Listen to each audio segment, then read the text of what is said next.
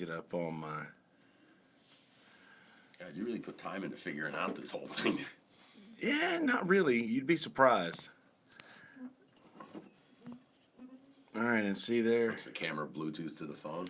The camera is Bluetooth to the phone, and yeah, the camera's Bluetooth to the phone, and our audio comes in the actual iPhone here. Okay. So neither one of us need amplification, as we're both very, very loud speakers. What? Yeah, what? What? Ladies and gentlemen, this beautiful voice that you hear that you've not heard before on this podcast, but if you've been living under a rock for how long now? 2019 will be 20 years I've been here. 20. If you've been under a rock for the last 20 years, you haven't heard this voice before. But Brother Scott, man, in the house. I'm actually in this house now. It's good to have you in this house, man. I can't believe you've never been in here. Never, not once. I'm not gonna lie. I thought I was gonna be murdered for a second. Oh, come on. Why? Just well, we do have that long hallway. We refer to it as the Green Mile. It's sort of painted green. It's very green. It takes you from the end of the buildings where they wear ties to where they look like, well, this, you know. So yeah. But yeah, all the years Cornbread has done so many things with us over the years. We I have. can't believe you've never been in here. Yeah, I'm pretty sure Smitty has several times. I don't think this is my my virgin voyage, and this is your first time on a podcast. Yeah, I think this may be my very first podcast. Man, I'm so glad that I'm so glad that it's me. So we've had really good conversations several times. And I'm sure a lot of that stuff very strange hours. At very strange hours. And usually, I know that we had a pretty good talk at, what was it, a Bloody Mary thing at Half Shell. Was it a Bloody Mary? It was the oyster roast. Oyster roast and Bloody Mary. Yep. And for Surf Rider. For Surf Rider. Which, by the way, the chili cook-off's coming up soon. Oh, chili cook. When is that? That's October. I believe. That always falls on the weekend of my birthday, and the is it the Blue Crab Festival or the Shrimp and Jazz Festival? The one in Little River? Yeah. Cornbread has to play that every year. That's like the Blue Crab Festival. Yeah, that's one of our... If I could make a suggestion to the people who put on the Blue Crab Festival, I'd like more blue crab food. Right? That's it. You know, I think it's this huge, great event, and it draws so many people, and there's music and everything. Yeah. But like every third booth, I want somebody cooking something with blue crab. Yeah, I mean, you would think, and I'm not a huge seafood guy, which I'm in the wrong part of the world for that. Oh, I know plenty of people who won't touch anything that comes out of the water that live around here. To me, that's insanity, but that's, you know, to each his own, right? Well, and I'm not that in depth about it, but I don't know. I prefer steak, land dwelling animals. And me, I am by no means vegetarian. I mean, but I don't eat beef. I haven't eaten beef in 20 some odd years. Really? I eat chicken, fish, pork. I live in the South. I can't not eat pork. Yeah, absolutely. You know, but yeah, gave up beef a long time ago. When I have that real serious red meat, Jones, either I'll go for tuna, or I'll go for lamb. Okay. Or if it's available to me, I will go to venison. Oh, dude, there's nothing better than that. But you have to cook it right, or it turns into a rubber. shoe. Yep. I listen to a lot of, I listen to Joe Rogan's podcast a lot, and he has this guy named Cameron Haynes on, who is very adamant about having people should have to actually kill the food that they eat. That's where I get left behind, because I will eat venison until you put it to me, I will cook it up, I'll share it, we'll eat it. Exactly. I don't hold things that. Me neither. That shoot. I am not getting into that discussion. It's just not right for me. Well, that was part of the discussion. That was part of the discussion that we had that day at the Bloody Mary competition, the Surf Rider thing. But yeah, we're not going down that road. My listeners have already heard me rant about guns representing the weakness of all humanity more than once. So we're not. Keep talking. I don't have to say a word. But you seem to have the subject covered. No, yeah, absolutely. These people know how I feel about that. But Cameron Haynes is a what's the word? A proponent. Is that the word? Proponent. A proponent of people who want to eat meat should have to see what is involved in you being able to eat that meat. And, I can get behind that 99%. Yeah. You know why I can't get behind it 100% is because I'm fine with it as long as you don't make me do it. Exactly. I'm the same way, man. Like, I don't have that in my heart. No, and I went through a period of time, a couple of years, in fact, until fairly recently, where for my wife and I, like, meat was a weekend thing. Like, we'd have some barbecue on the weekend, or we'd go to a barbecue, we'd make something, Oh, yeah.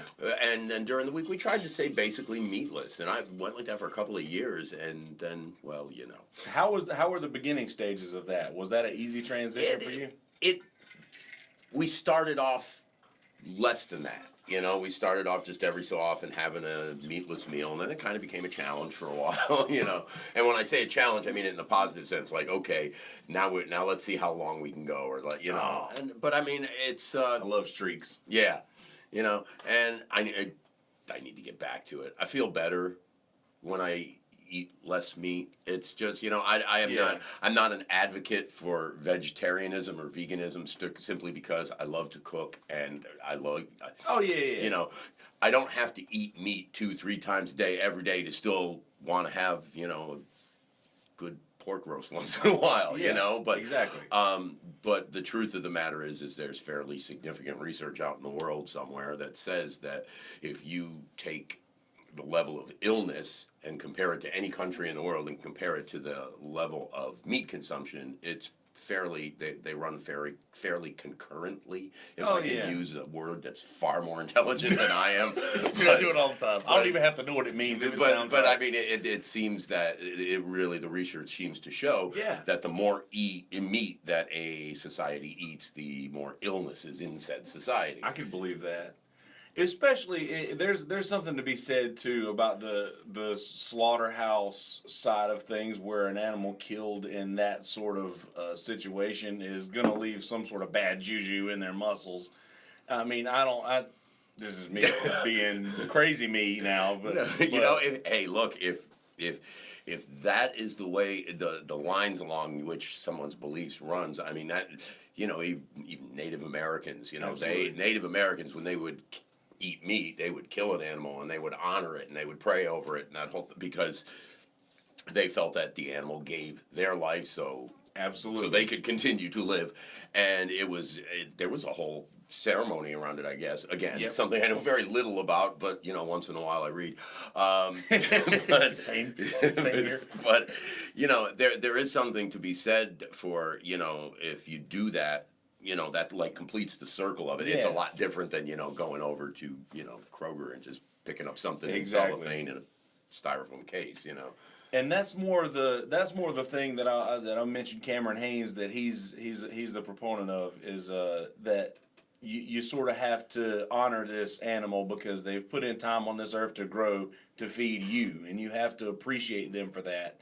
And it's almost, and he's a bow hunter as well. I'm pretty sure that he doesn't use the guns, which I'm not as.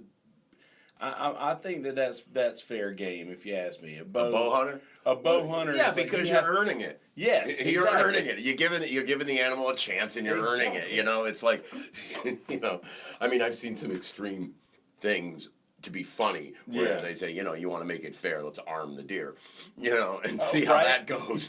But yeah, I think that if you're going to take it back to its most primitive way of doing things, okay, I agree with you. That seems fair. That seems fair to me. Yeah, that seems fair. I think so. But I want to throw this at you, and I have no idea how we got here. And this is why you came in with no notes, because you knew it would just travel. Yeah, of course. I was out, and I guess this goes along the lines of honoring the animal or cruelty to an animal. I was out on the state park pier with my wife the other day. Okay. We go there a lot, and I love to watch people fish. I do, and that's always cool when somebody finally catches something. Oh yeah. And it's fun to watch everybody freak out when somebody brings in a baby shark and all the kids lose their mind. But despite the fact, and this is one that I don't even talk about much because I get a blowback on it. You know, fish are a living creature. Yes. Okay, I get it. You want to catch fish, you want to eat fish, you want to throw them back, whatever. You know, all my life I went fishing with my grandfather. He always threw them back. But, you know, I don't mind. Like I said, catch fish, give it to me, I'll cook it up, loving on it. Yeah. But there was one guy on the pier who anybody that caught little ones, he would keep them for bait. And so this guy next to him caught a small fish and handed it to him. And my thought was, okay, you'll throw this thing in a bucket of water. This guy just dropped the fish on the pier and waited for it to die.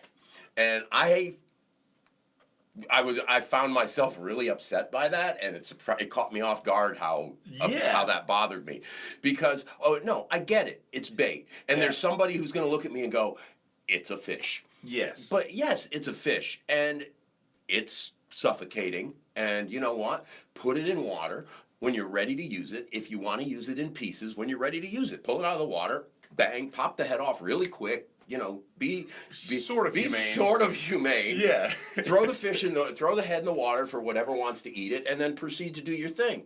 But really, I mean, I don't know. Just throw it there and wait for it to suffocate. I mean, who the hell are we? That to be able animal to make that is decision? feeling something. Absolutely. I'm sorry. I hate to sound like one of those crazy PETA people because I'm not. I had a turkey sandwich for lunch and I had ribs for dinner last night. So I mean, you know, I'm not really going there. But it just seemed. It just seemed inhumane. Yeah.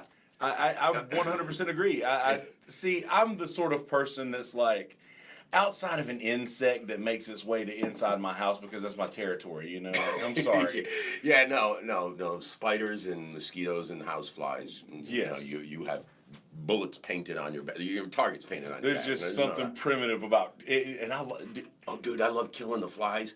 Catch them. Oh, that's impressive. I'll sit there and I'll sit there until I get it. With chopsticks? No. Yes. No. But no, what I like to do is, and I did this once just without even thinking about it, and it works really well for me. Yeah. I like to take a dish towel and in the kitchen and use it the way we used to do it as kids with the towels. Yeah. I like to the fly lands on the counter and it's like, pop. See that? And then again, how is the fly different than the fish?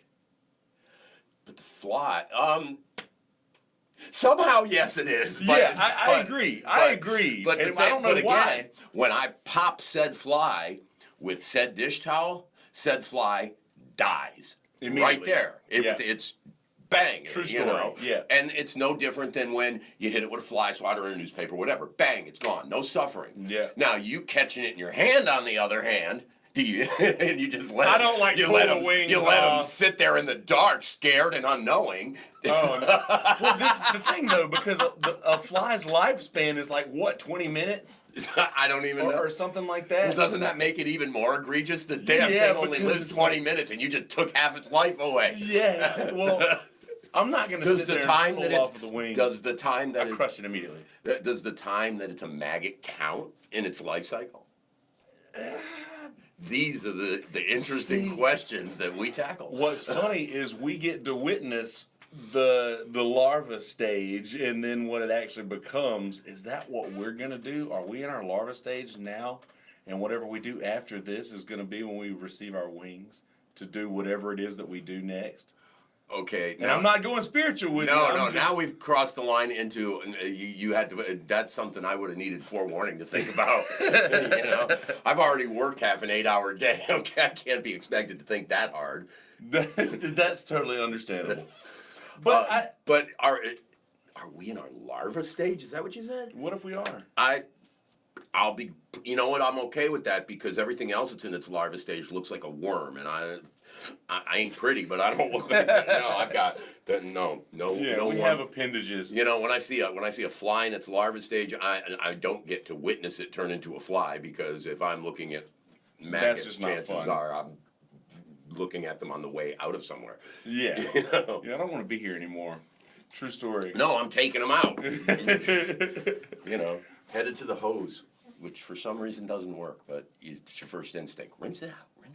Yeah, well, you know, you got to do what you got to do. Right. Anyway, as far as fly is concerned, so I agree 100% that there should be some sort of a more humane situation that goes on with the.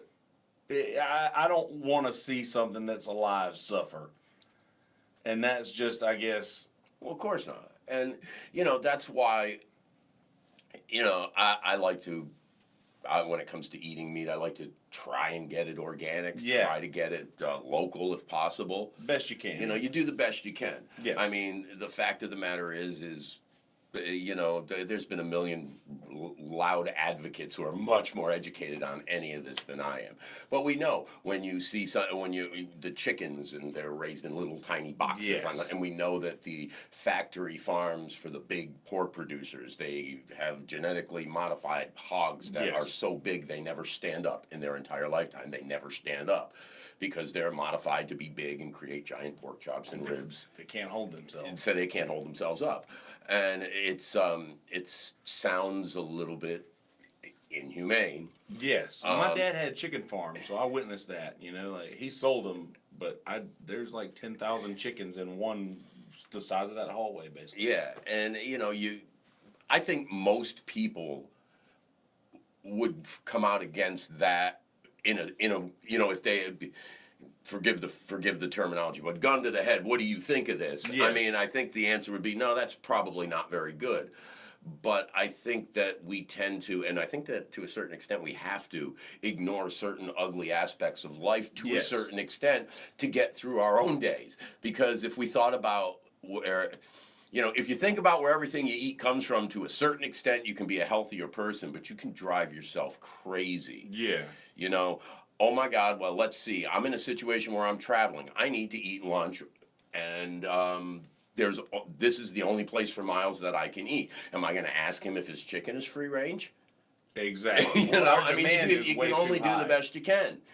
You can only do the best you can. But there are some ugly truths. Well, I have been, and not to sort of shift gears, but I'm more. I'll allow myself to eat anything I want to eat as long as I prepare it at home. And I'll let myself have like 3 or 4 meals a week where I go to a restaurant, but I've completely sworn off all fast food, like zero fast food in the last 4 months. There is one place that I list as an exception when necessary, maybe 2, but like I'm not going to name anybody. Yes, but, for sure. But like being a non-beef eater. Yeah. The burger joints never even fall into the equation. None of them. That's good. That's the burger good joints never for even you. fall into the equation. I like a chicken sandwich every now and then. Of course. But even that is something I limit myself to fairly relatively rarely, because it's just not that good for you. It's not. And it's I have overprocessed. I unfortunately have had to deal with the results of living a lifestyle that's just not that good for you, and now I live a different lifestyle, so I don't have to deal with that again. Yeah, I'm in the same boat, man. Like I just spent a lot of years, like sucking down Rumple Mints every night. And no, that's a different kind of. Yeah. But but you, to give you all the credit in the world, you noticed it. Well, it took a lot of other people noticing it long before I did. But you did something about it. Yeah, I did that. I don't like why I did something about it. I wish I would have been like, oh man, I have a problem, I need to cut this out, and rather than me seeing, oh man, I'm going to push everybody in my life away from me, so I better stop that. But did just making the decision to stop, was that where it ended? Yep.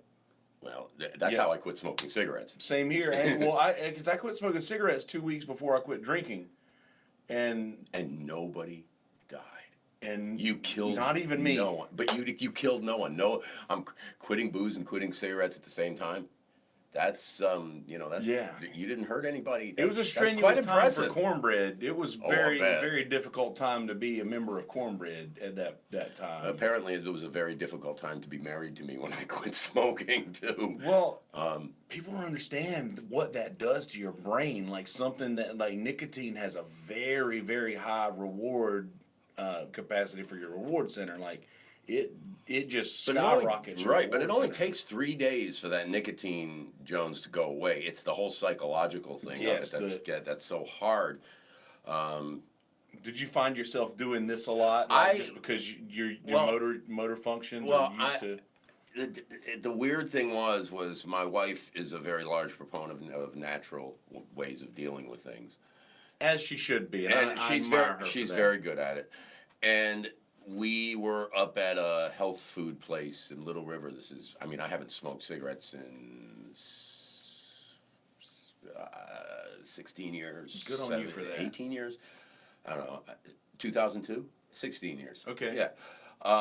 So this was a long time ago, and we were at this health food store in Little River that is long since left in existence. R.I.P. But we walked in, and I'm just all pissy because I'm exactly. I'm going through nicotine. You want a cigarette, and you're not going to give it to yourself. And my wife told the woman there what was going on, and she gave me. She gets this somewhat judgmental, disgusted look on her face, and it reaches in a jar, the glass jar. Reaches in a jar and pulls out what looks like a twig, and shoves it in my face and says, "Here, chew on this." Okay. She goes, she asked me if I like black jelly beans. I said, yes, I'm one of those people. I do like black jelly beans. Grateful Dead and licorice, man. Yeah.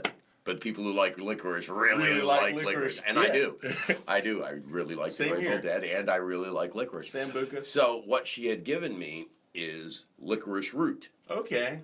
Now, licorice root has this compound in it, naturally occurring, that over an extended period of time can increase your heart rate. Okay. So you don't want to do it for more than 10 days. Yeah. But she said, here, buy this many, and use them over a period of 10 days. Don't go beyond 10 days. It should last you about 10 days.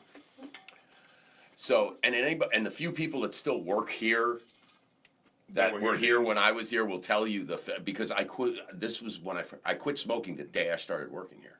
So for the first couple of weeks. Who is this guy? For the first couple of weeks, people saw me walking around here carrying these licorice twigs and chewing on them, and then it becomes, not to be disgusting, but it becomes pulpy. You spit it out, and it gets shorter and shorter. And by the time I ran out, it was the 10th day, and I had no urge to smoke. That's amazing. So it worked for me. That is amazing. Yeah.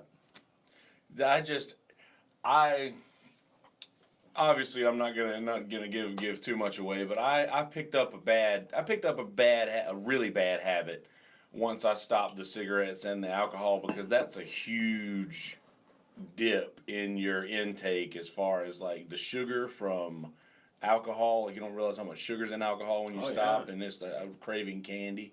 But then the cigarettes were gone, and I picked up an awful habit that no one should ever do. And they say that if you do the habit that I picked up, that cigarettes and drinking just comes in the package, basically. And I'm not gonna. My listeners know what this is. I'm sure we've had this conversation, but I just got to the point where I realized I had an issue, and then I was constantly replacing that issue with something else, and it was not natural. It was like for instance, your licorice sticks or something. That's something very, very natural that you can wean yourself off of this thing. And I was just using unnatural thing after unnatural thing to try to wean myself off of this thing that I needed to get out of my life. And huge mistake. But I think I probably could be where I am now. Could have been where I am now within 3 months of stopping, if I would have just stopped. Yeah, stopped rather than all the other stuff. But how do you feel about that whole replacement aspect of something in your life? If you have an issue, and I don't know if you've recently in your life had an issue that you wanted to. No, that was the last. Yeah. That was the last thing I needed to quit. Any issues that I have are not that kind of nature. Yes, exactly. But I think we all do it. I think we all do it. Substitute, transference, or whatever. Yeah, I mean, when I quit smoking, I'm sure I gained weight. Bro. By the time I got diagnosed with my illness back in 2010, I weighed like 230 pounds, which, if you, I don't know I remember if that. you remember me back from back then. I was a bigger person. I wore a 36-inch waist. Now I wear a 32-inch waist. But I'm sure when I first moved to South Carolina back 20 some odd years ago, I moved to the upstate and discovered sweet tea, biscuits, and gravy, and just went nuts. What are you gonna do? I mean, come on. But I think when I quit smoking, I probably did eat more, and replaced that with that, and there's all kinds of replacements. And that's what they tell you. And maybe, for some people, they find that they can replace it with exercise. Yes. That kind of thing. Sometimes people quit drinking and a religious aspect comes into it. And, they just put all their energy into that. Yes. And, you can be addicted to things that aren't necessarily, going to kill you. Yes, but there's still an addiction nonetheless. But it's still an addiction nonetheless. It's still, okay, I used the cigarettes as a crutch, now I'm using this, and I'll turn to this when I have a problem. Yes. Or, whenever I have a problem, I'm going to go to the gym, or whenever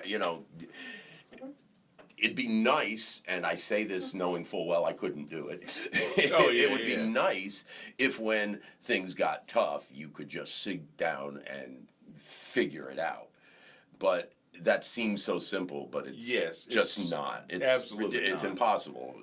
It's not impossible, but you know what I'm saying. Absolutely, and my listeners know this. What this podcast is for. This podcast is my natural way of getting off of the other things that I had in my life that I needed to let go of. So now I use this as a means of feeding that monster, if you will. And I feel like we all have that monster, or whatever this, like something that we shouldn't do that we feel like we need to do, and it's like this monster isn't going to be satisfied until it gets what it wants.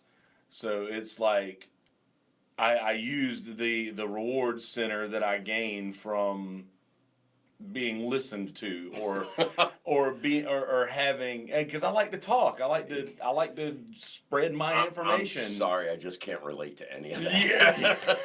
I mean, look what I do for a living. I know, man. I've always wanted to do this since I was 6 years old. I mean, this was just the only thing I ever wanted to do, was be on the radio. You nailed it. But, well, I guess it depends who you talk to, but... trust me. But I'll speak for them. Thank you. But, no, there's no doubt about it. It's funny, you talk to people who do what we do. Yes. Radio, band, musician, actor, comedians especially. Comedians we're all comics. Yeah, but like stand-up comedians, Yeah. they're just crazy. Yes. And they're the first ones that'll tell you. I know a lot of, they're just crazy, but it's, I mean, when you have the issues that seems to come with being a creative person. Yes. Because that's what's funny, most creative people, are in therapy, I mean, exactly. they had that, because when you're creative people tend to have, to put it as simple as possible, tend to have big hearts. Yes. They tend to be very emotional. You feed that side of your brain more. You get hurt easily. Yeah. So when you do stuff like we do, it's the total opposite. You walk out and everybody says nice things to you, or when you're done they clap and say yay, and you feel good. And you don't. There are those that would say that ego. I don't know, but if it's that or drugs, if it's that or a bottle of Jack every day, or I mean. Or we have people like us pushing the drug agenda in music in this area. Well, there's that, but I mean, you just can't have good music without drugs, right? Yeah, that's the rumor. Oh, that was a fun old story. We have to talk about that. Do we? Just for a second. All right, no, I'm down. Just for a second. I'm down, and go ahead. So for the listeners who are not familiar with what we're referencing, there was I play music through an agency, and there's a guy named Scott who also runs that.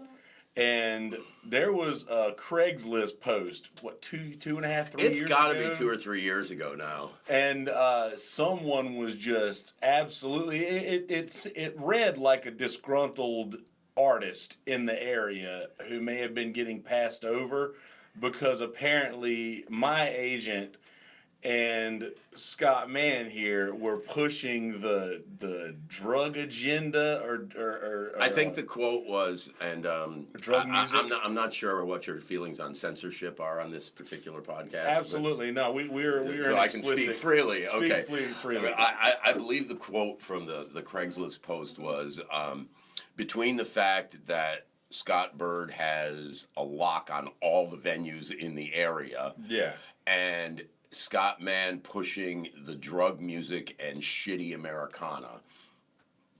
Good musicians can't get a break or something. And it became so I posted the Craigslist thing on Facebook because I thought it was amusing. And of course, it blew up. Between Scott Bird and myself, we know most of the working musicians in town, and of course, one thing after another.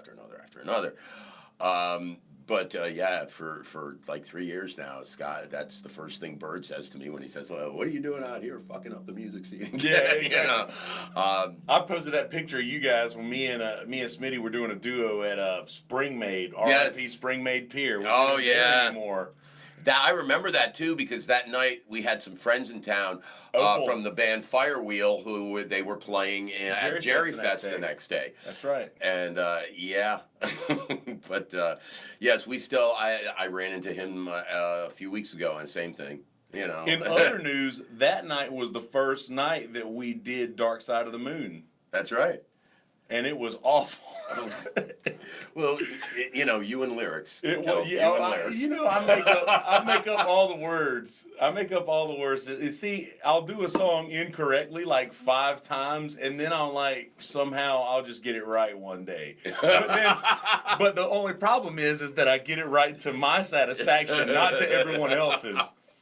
Well, funny. I told you the follow up to that whole destroying the music scene thing, right? I'm not sure. I'm okay. So it's about a year and a half ago now. Yeah. About a year and a half ago, my wife and I are down in Charleston at the Poorhouse. Okay. Seeing Danger Muffin. Love those guys. Yeah, Danger. I saw him at the Rectory of Pawleys Island on Sunday. How was that, by the way? It was exceptional and phenomenal. Now, does the church do that, or All Saints puts that on? That's so awesome, man. All Saints puts that on, and they make a very, very solid point of saying the guy comes on stage, and I confess I don't know his name. I haven't been personally introduced to the gentleman, but he comes on stage and he says, All Saints does this for Pawleys Island, and just for Pawleys Island, and just for the community, because you guys love it, and we love Pawleys Island, and boom, here it is.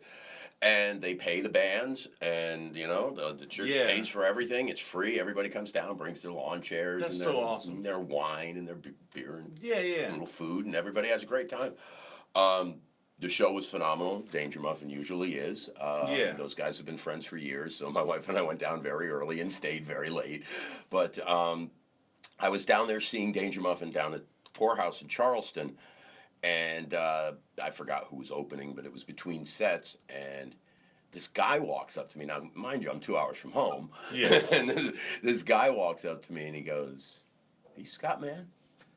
And I said, "Yeah, and that's not that unusual. The circles we run in, everybody goes, but it's not even that. The circles we run in with all the jam bands and everything, we all travel to go to shows. Yeah. We see each other all over the Carolinas. And now through Facebook, we see our pictures all the time. Right. So I said, yeah. He goes, I think I owe you an apology. And I said, what? I said, why? I don't even know you. And he said, a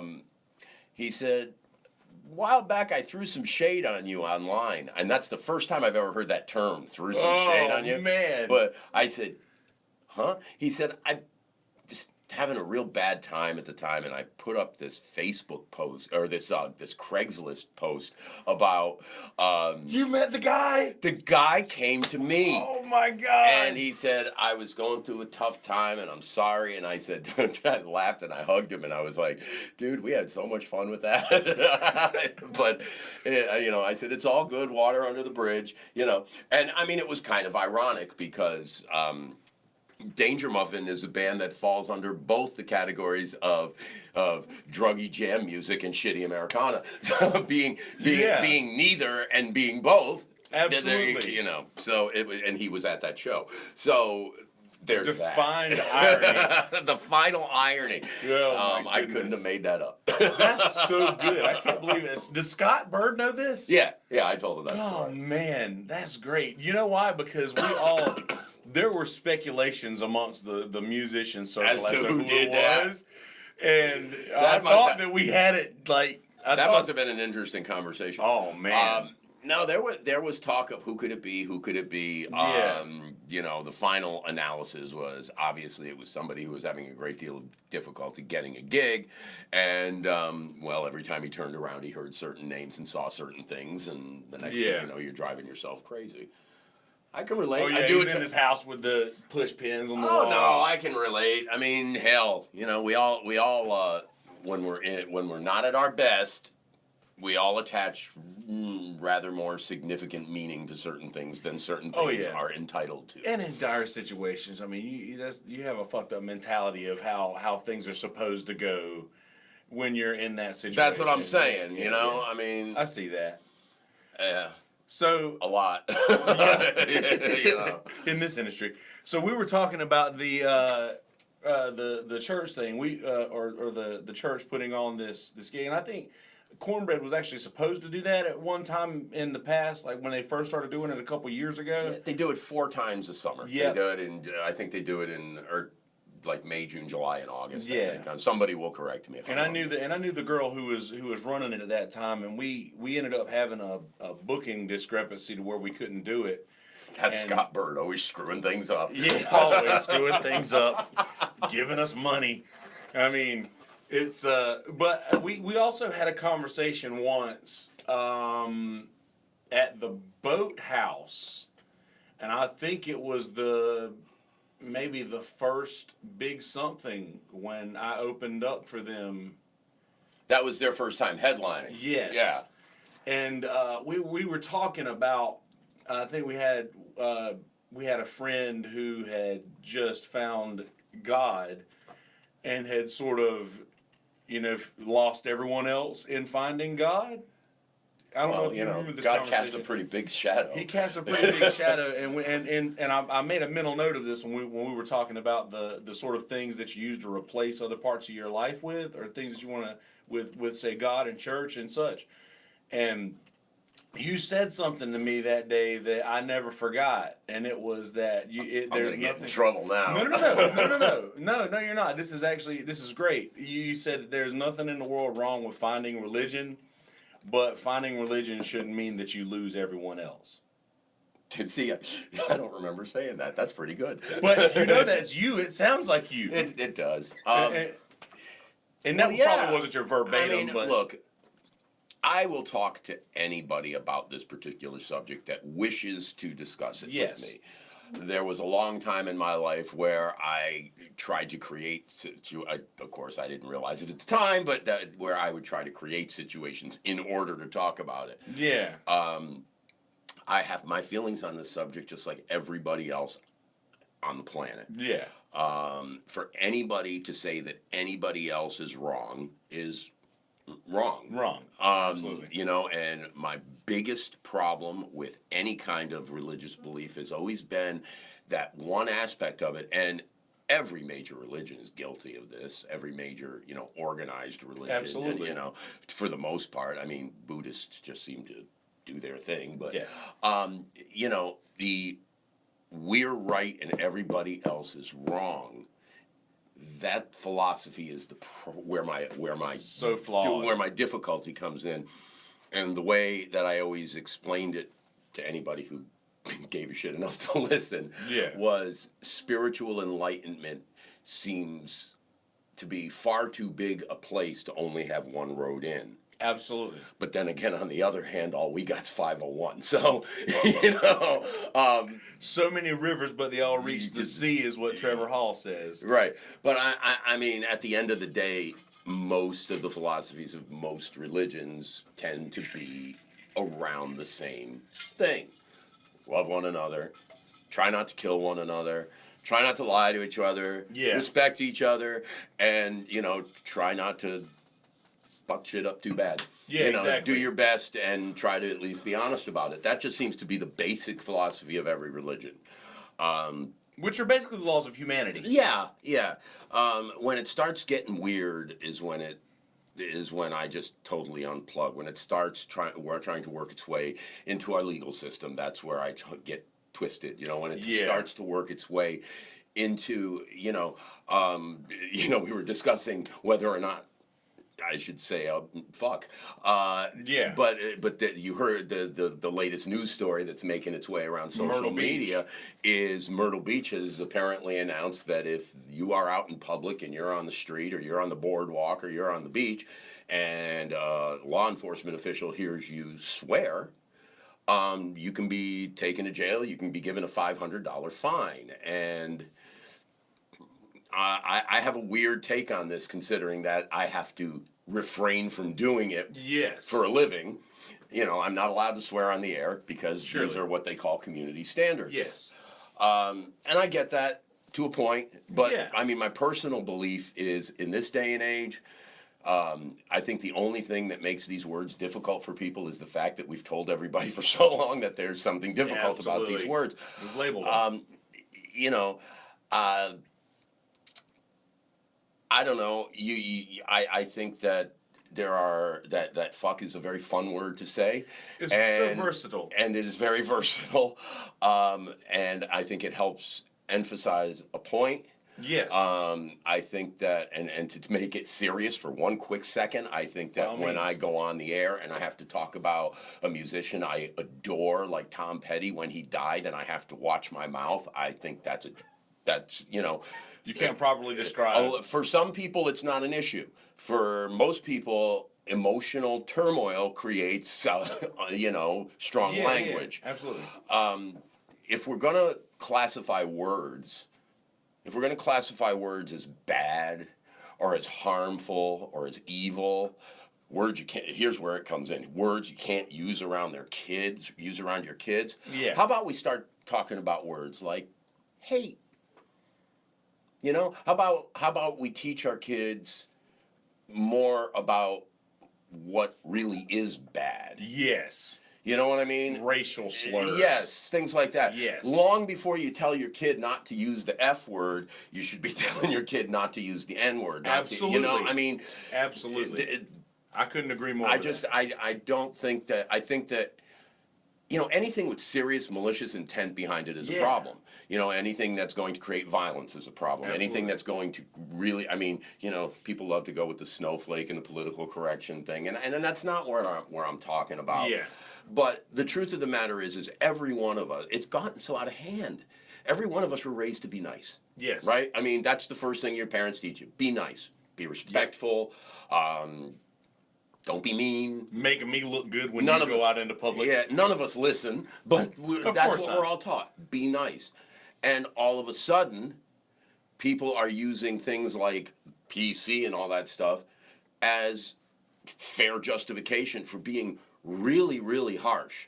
And I mean, you say, I've got the right, and you know what? Oh, you're being a precious snowflake. But you know damn well if you were saying some of the horrible shit that you type online that you never have to say to anybody's face, and your mama was standing next to you, she'd be popping you upside the head going, I didn't teach you to talk like that. We're better than this. Absolutely. So I just... swear words in this day and age are fun words compared to some of the other stuff that we could be avoiding saying, I guess. My grandmother, who went to church every Sunday at the same Methodist church at the end of a dirt road, would still, she would swear. And it's the sort of thing she said, there's ugly words, you shouldn't say it.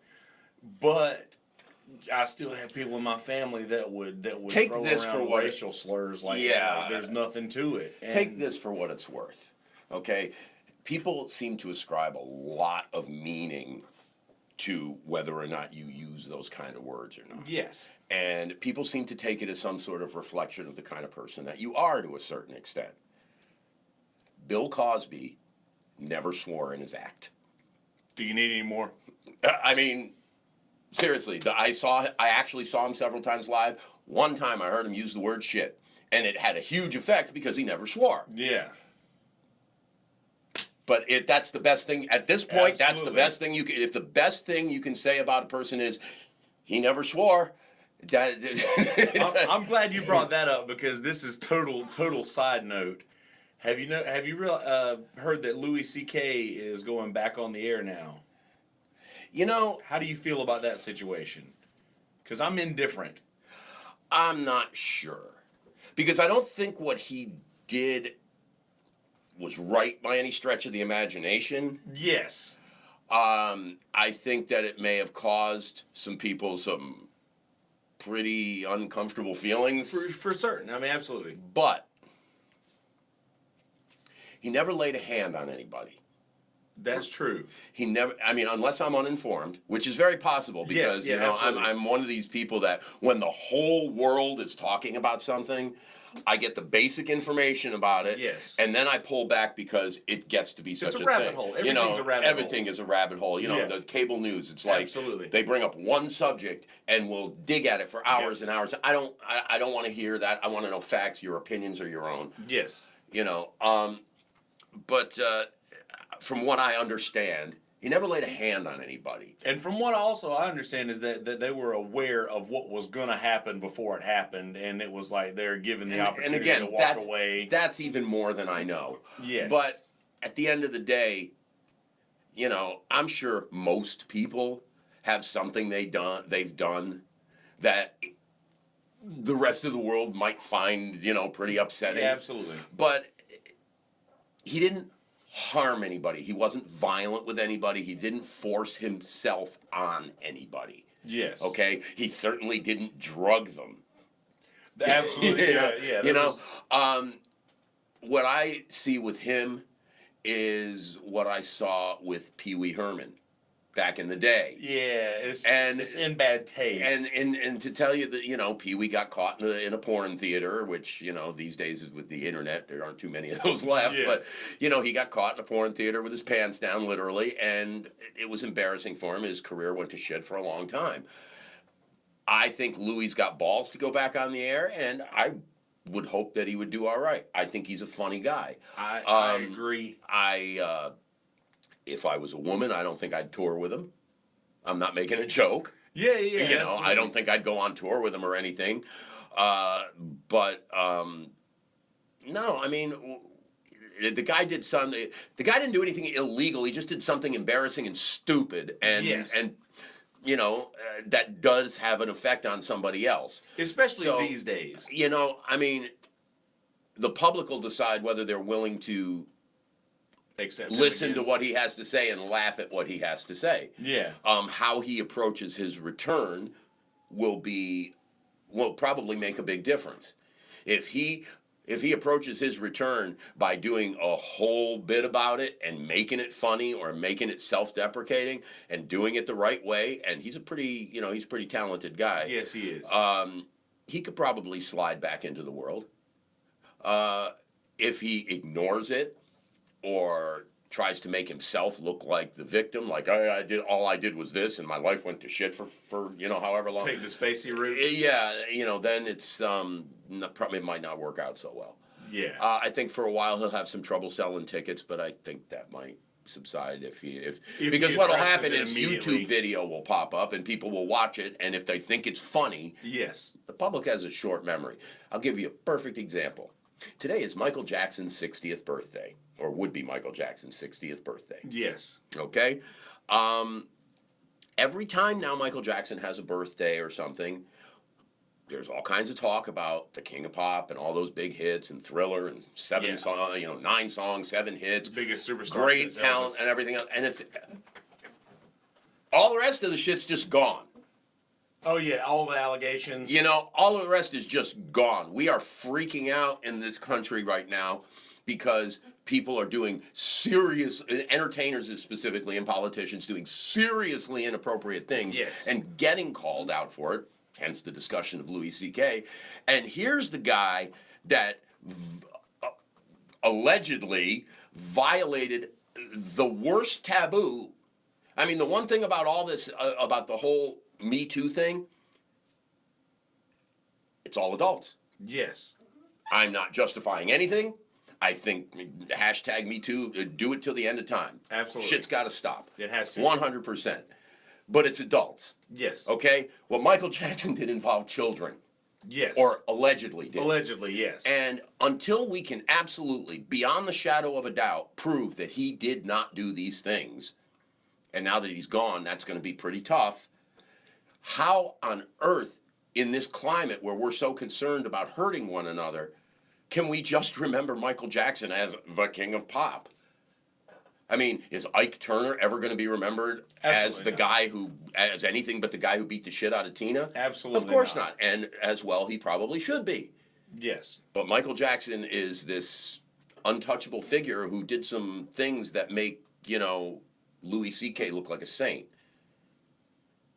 That's a really good way to look at it. People do have a short memory. And, you know, you can compare what Michael Jackson did even, or allegedly did, going back to Bill Cosby. But again, adults. Yes. Adults.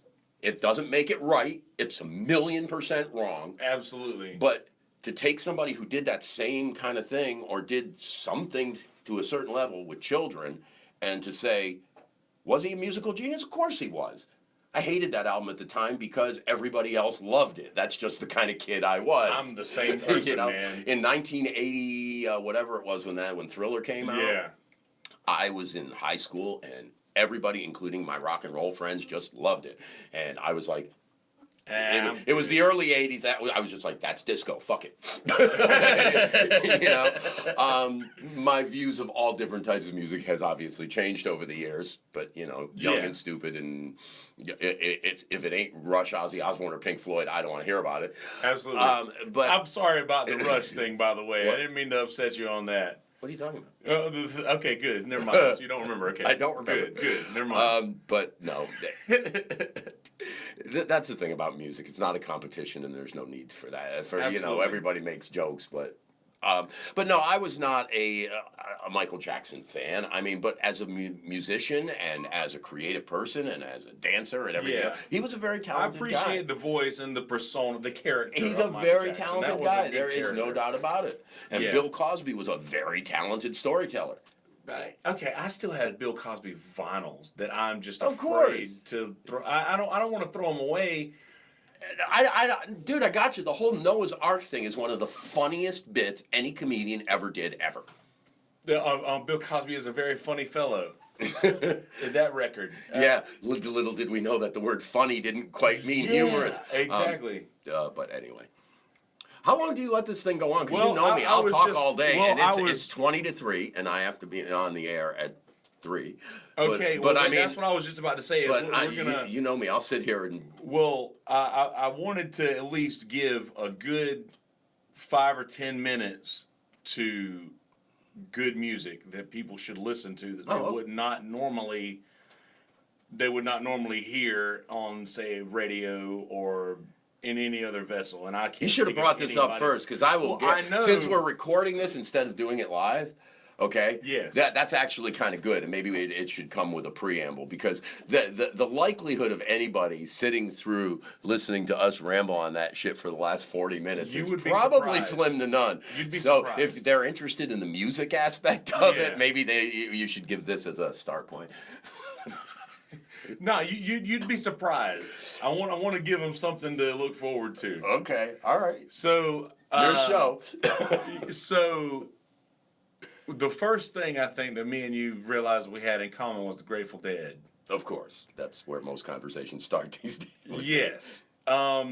So the outside of the Dead, which everybody should listen to, I don't think I feel the same way about the Dead that I do about the Beatles, in the fact that I don't think that there's any such thing as someone who does not like the Beatles or the Dead, just someone who hasn't listened to them enough yet. I'd like to believe you're right, but I know people who have listened and don't like the Dead, and that's okay. But I know they just don't get it, and that's okay. That's okay, because they're getting that joy that we get from the Grateful Dead somewhere else. Oh yeah, absolutely. Hopefully they're getting that somewhere else. But no, I mean, the Grateful Dead and the Beatles, sure. Give them some time. So what do you want to know? Who I think people should listen to? Who do you think people should listen to? I know like new or historically. It doesn't matter. I usually give people suggestions of things to watch and listen to that they normally wouldn't watch or listen to. But since you're one of the greatest music minds I know, dude, you listen to great shit. You don't listen to bad music. No, I try not to. Rush. I'm just kidding. Well, I mean, look. I mean, obviously, I run a classic rock station. Yes. So and people probably don't believe this, but it is true. About 95% of what we play, I like. Yeah. But the truth of the matter is no, I'm not listening to any of this when I'm not here, because this is what I do here. Yes, same deal. If you are, I don't know, if you bake bread for a living, chances are you don't go home and start cooking up loaves. Exactly. I listen to a bunch of different music, but I mean, in the classic world, Pink Floyd is always a positive thing. Absolutely. Dark Side of the Moon, to me, as everybody knows, I think this was the greatest recorded music achievement ever, in my opinion. Absolutely. But, I spend most of my time listening to jam. Again, no surprise. Not at all. But most of the bands that I love, if people who are watching this listen to The Head Shop, they know of them. Yes. If they don't, and they don't listen to that other form of radio entertainment that plays jam band music all the time, yes. Chances are they don't know the bands that I'll list. But if they do, they'll know it. I mean, I am obviously, I talk about my favorite bands, the bands that I it's tough. I had this discussion with somebody the other day. It's hard to say your favorite bands because that can be a different answer at different times. But what I can do is I can tell you who I spend the most time listening to. That's probably the best way to outside of what, like yes, I listen to the Dead every week because I've got to come up with something for the Head Shop. Same with Fish, same with Widespread Panic. So that's, I enjoy it, and that gives me an excuse to listen to it. But when I'm absolutely choosing what I want to listen to, more often than not, I am listening to, let's see, these days, Danger Muffin, of course, is one of my favorite bands in the universe. Yes. Everything they do, they touch me in my soul the way no other band does. It's really weird. They start on the inside and spread. Yeah. Obviously, Big Something. You could count the number of bands that I would rather see live than Big Something on less than one hand. I think they're probably my favorite live band that currently tours. And yes, that includes Dead and Company. Bobby, yes. God, he takes some more caffeine. My friends in Wilmington, Groove Fetish, their album See It All I've listened to that album more in the last 2 years than any other studio album. Easily. Those guys are insane. I've never seen anybody advance more musically in the short amount of time that they did. I love them personally, and when I was real quick, I was given the honor, and it was an honor to me because I've been going for 5 years. I was given the honor of emceeing the second stage at the Big What this year, and the first thing I thought of when they asked me to do it was, I get to bring Groove Fetish on stage at the Big What. I mean, that was a huge deal for me. Also, Pigeons Playing Ping Pong is a great band. Band I'm just starting to get into is a band called Spafford. They're amazing. Okay, I haven't heard of them. I really like Twiddle a lot. I like Aquios is another one that are just starting to break. They're from up north. Like them a lot. Yeah. There's new stuff coming up all the time.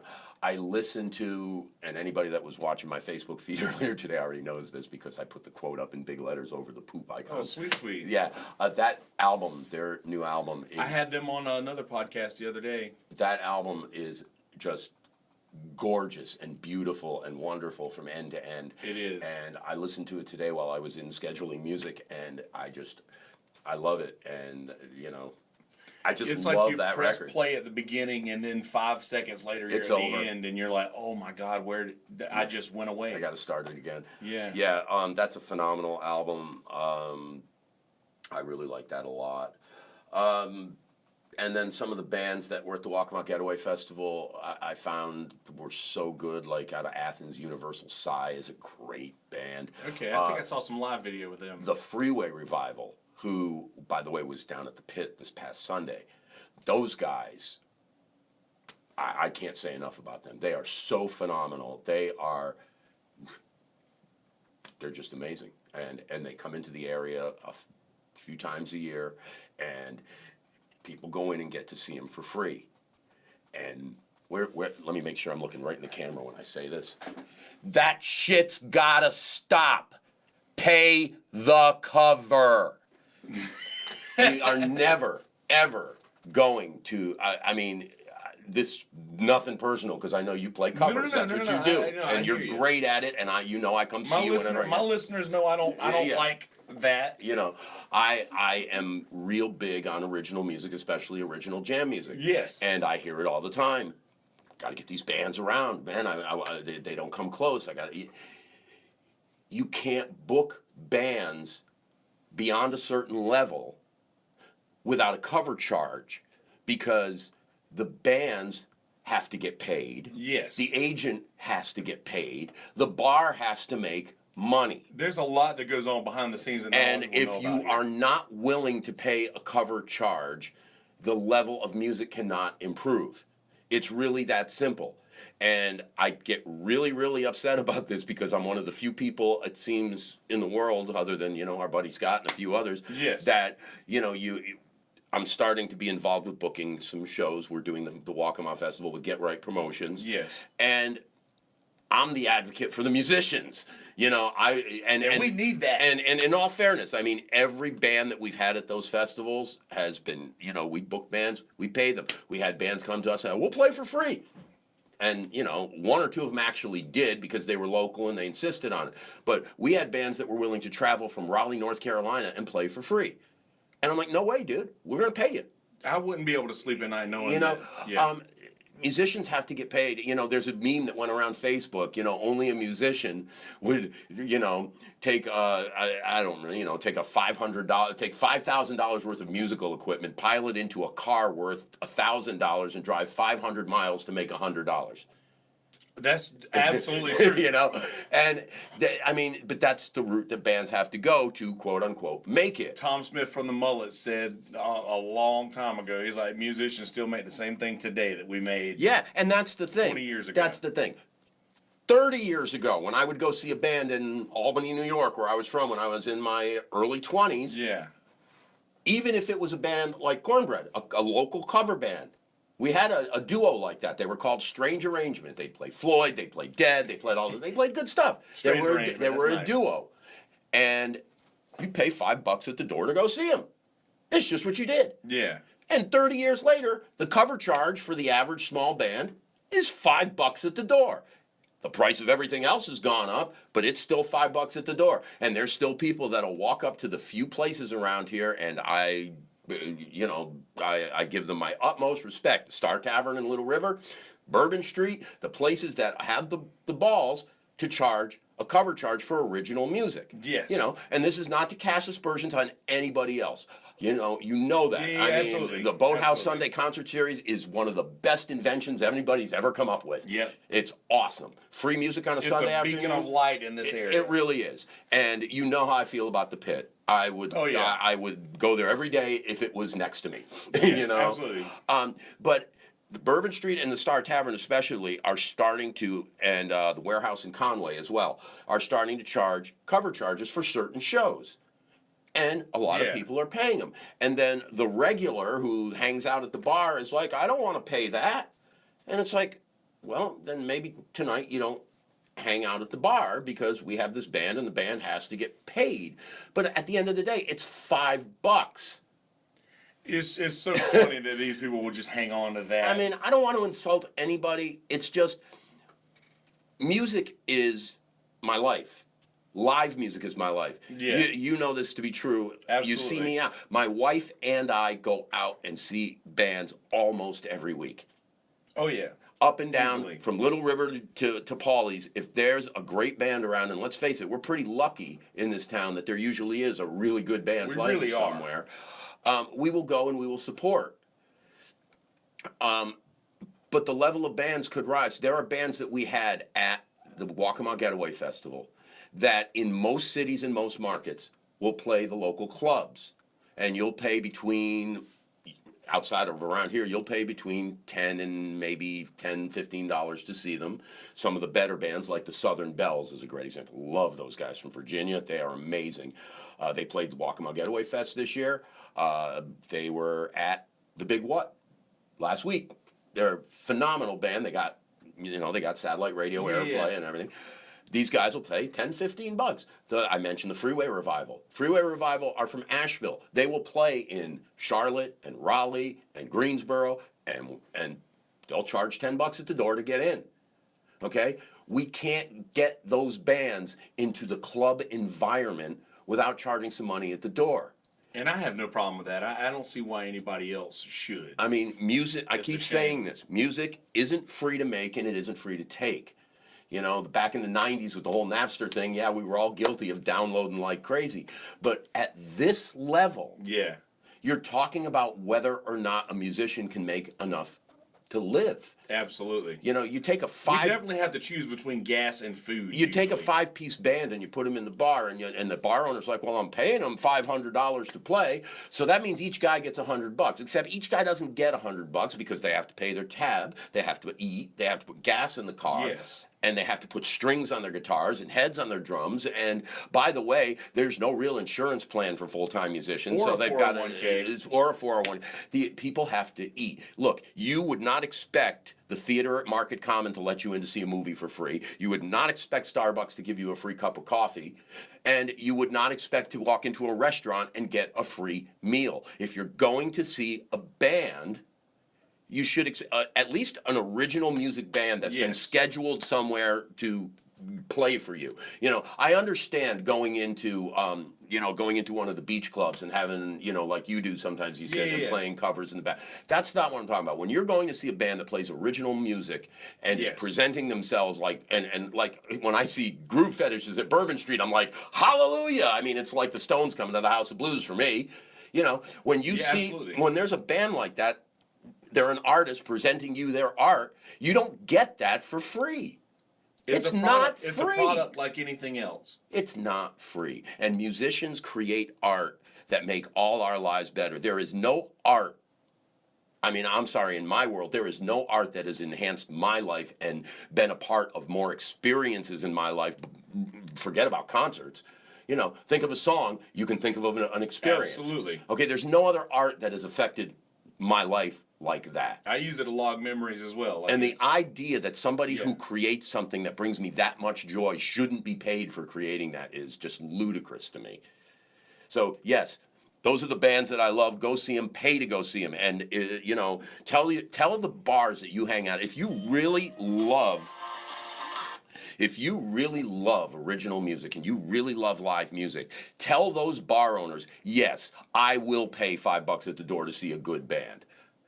People will go to the movies and see a shitty movie and pay $15 for it because they get 3D glasses and walk out and go, wow, that sucked. They don't show up at the movie theater the next time and go, last time I was here, the movie sucked, so I think you should show me the movie for free.